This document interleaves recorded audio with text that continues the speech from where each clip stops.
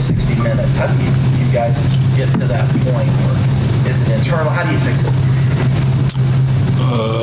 It's just something we have to come up with a plan. I mean, we had a good first half last week, and second half we had a pretty good fourth quarter. But the third quarter, I mean, they came out, they ran all over us, threw the ball all over us. And, it's just something we have to figure out what the problem is, and then we have to attack it this week. After you went up 28-10, do you think sometimes it's natural you guys let up a little bit? Nah, I wouldn't say we let up at all. I don't think that was the case. I mean, they just came out and just did some things, and those things just happened to work. Somebody wrote that you guys were tired. Was that the case? Did you look tired? I wouldn't say that. I mean, it's been a long season. Some guys' legs might not be under them how they were at the beginning of the season. I don't know if that's the problem, but it's just something we have to figure out what the issue is this week, and we have to work on it this week and make sure it doesn't hurt us against UNC. Last year, this was the one offense that really just moved the football on you guys and will. Nobody else really could the rest of the season. What is it about that that's so challenging, and what do you guys got to do better this year to slow them down? This year we just have to eliminate the mental errors, eliminate the big plays. Last year they had a couple one-drive scores, where it was just a one-play touchdown. Go 80 yards on the screen and things like that. We just have to eliminate those big plays, and then I think we should be in good shape. Is it kind of troubling that y'all haven't continued to get better as the season has progressed, or do you think you have? I don't know. It's frustrating. I mean, we came in playing some good football at the start of the season, and these last couple weeks, things haven't been going, how we planned, and things haven't been going indicative of the way we practice. So, I mean, it has been frustrating, but I think we'll definitely attack that this week, and we'll be better next week. Dabo talked about how challenging it is playing 10 weeks in a row. How hard is that when you don't have that rest week at some point there? It's very hard. Me and Deshaun was actually just talking about that earlier today. We had our bye week pretty early, and it's been all football from there. No break. I mean, it takes a toll on the guys. It takes a toll on you guys' legs and things like that. But I mean, it's football. Ultimately, we have to just do good at that. We have to take care of our body throughout the week, and we should be good. When one or two guys miss an assignment, is that not preparing? Is it not focused? Is it just the offense making a play, or is it a lot of different things? I mean, you can't really pinpoint one thing.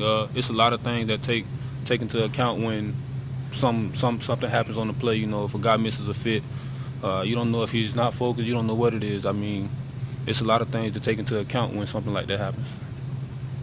Is Marquise similar to Deshaun, or is he totally different kind of player? I would say they're pretty similar quarterbacks. They can both throw the ball pretty good, and they can beat you on the ground. So I say they're pretty similar. They're game managers. They're big play guys for their team on the offensive side of the ball. So I'll say they're pretty similar in their game. Is Marquise tough to bring down? Is he like Brissett in that regard? I don't know. I never had a chance to tackle him. Had a chance to tackle Brissett. He's pretty tough, but from watching Marquise Williams, I see he's pretty tough to get down. But I don't know from a personal standpoint. You haven't gone up against a lot of, I guess, really good quarterbacks this year. A lot of backups, a lot of maybe third-string freshmen. I think, is Williams by far the best guy you think you'll have seen this year? I mean, I don't know if I'll say he's by far. I mean, Deshaun was a backup last year, and he was pretty good. So, I mean, just because you're a backup, that doesn't mean you're not good. So, I wouldn't say he's by far the best quarterback we've went up against this year just because we face a lot of backups. But I would say he's a pretty good quarterback. We're going to have to mess up his game a little bit, rattle him a little bit, and then obviously that'll hurt the whole offense. How exciting is it to be in this position, being 12-0, going to play in an ACC championship game, knowing what that could mean for this team? It's real exciting. I mean, it's just, we've put in a lot of hard work, and it's paying off. The only thing I'll say is, just the way things have been going these past couple of weeks, we have to correct those things for us to have a chance to make a deep run in this playoff and, win this ACC championship and then go through the college football playoffs and have a good run. Because, I mean, if we don't correct those things, the turnovers and the defense giving up those big plays, we're not going to make it too far. Y'all have the approach that the playoffs essentially start Saturday. This is a quarterfinal game and the next is the semifinal and final game. Do the playoffs start Saturday? Oh, yeah, definitely. If we don't take care of our business Saturday, and, I mean, it's no playoffs for us. So we definitely feel like they start this Saturday. We have to come out there and play good. Last time you guys played a game with some tangible stakes at division championship, you did hold Florida State to 13. Is it fair to say that you guys, you may have been preparing for opponents, but you kind of have been waiting for this opportunity to play a game that matters in and of itself? I wouldn't say that. We're going into every game the same exact way, every week approaching it the same way. It's a one-game season for us, and now we're taking it as it's a three-game season. But I wouldn't say that. We're going to go out there and prepare just like we prepared against South Carolina, and hopefully things turn out better than they did against South Carolina on the defensive side of the ball. Is there any reason to believe? I mean, you guys have talked about struggling to play for 60 minutes and playing 4 quarters and that. Is there any reason to believe this week you guys have refocused and kicked into gear and are going to be able to do that? I definitely believe we're going to be able to do that. It's just, like I said, it's been a long season for us, been a 10-game stretch. We just have to make sure guys are taking care of their bodies, make sure everybody's on the same page, going through practice. Just make sure our legs are back under us, and we're just focused on UNC, and then I definitely believe that we'll play 60-minute game. One of your goals every season is to win the ACC championship. This would be your first. Do you feel like that kind of gets lost in the shuffle, given the fact that you have so much more riding on this game and potential national title? I think it does. I think it does a little. I mean, winning the ACC championship is big, but just the other things that we have in front of us kind of pushes the ACC championship to the side, where it's almost just like a milestone, but I mean, winning the ACC championship is very big. I mean, I never won one since I've been here. So it's going to be pretty big for the team and for me personally.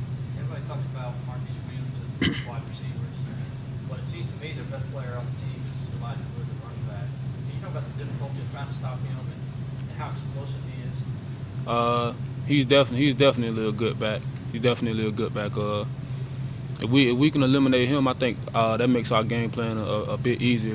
We can make them one-dimensional, make them go through the air to try to beat us, and we feel like they can't do that if we're on our A game. So we definitely feel like we have to stop him up front, within our front seven, and just take him out of the game, and then we'll have a smoother game plan. Then with them being two-dimensional, they can run the ball and pass the ball. Then they become a dangerous team. Sorry, it seems to me like he gets lost a lot too. Like he just gets behind there, he's real low center of gravity. How difficult is that just for you in the secondary to try to find where that guy is just in case he pops out? That's always difficult when you got a guy like that. He can be in the pile, you can be running up and you lose him in the pile, and you relax a little bit thinking he's down, and then he shoots out. And once you relax and once he gets out, I mean, if you don't have anybody in the secondary to get in his way, it's going to be a touchdown. How much thought have you given to your future beyond this season? I've given little to it. Trying to focus on this team right now, and accomplishing everything that we can accomplish this year. And then whenever that point comes, then I'll think about that, talk about that with my family, and move forward from there.